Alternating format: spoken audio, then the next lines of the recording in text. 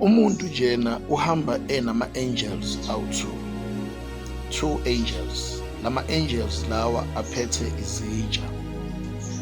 Yonke into oyenzayo enhle ifaka kule angel engapha ngaka-right, bese kuthi enye into embi oyenzayo ifaka kule angel engapha ngaka-left.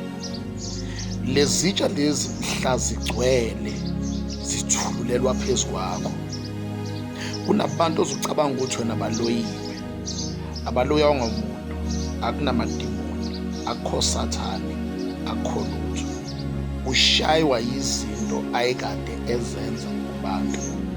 Uma umuntu ubusiseka ngenxa yezinto akade ezenza kubantu. Lithi-ke iBhayibheli ungayeki ukwenza okuhle ngoba uyabuvuza ngesikhathi esifaneleyo. Omunye uyabuza ukuthi isikhathi esifaneleyo isiphi ngoba kade ngizama ukwenza okuhle.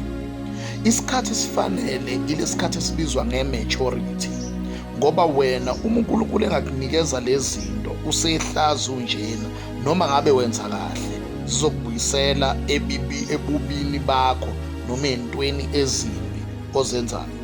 Kunabantu abantu masebebusisekile size siyisole ukuthi babusisekelani, kodwa-ke angikho lapho. Ngithi mina kunabantu namhlanje abanezinto ezibehlelayo ezimbi. Uma enga-tracer back enze lento ebizwa nge-self-introspection, uzothola ukuthi uyisizathu sezinto ezimehlelayo. Akathakathiwe, akaguli ngoba egula, uguliswa izinto azenza kubantu enganakile kwesinye isikhathi and intentional.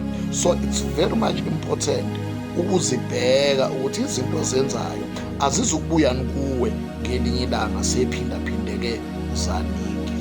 Isitsha sangaka-left siphethe izinto ezimbi ozenza kubantu, isitsha sangaka-right siphethe izinto ezinhle ozenza kubantu, kodwa kuya ngokuthi isiphi esigcwala kuqala.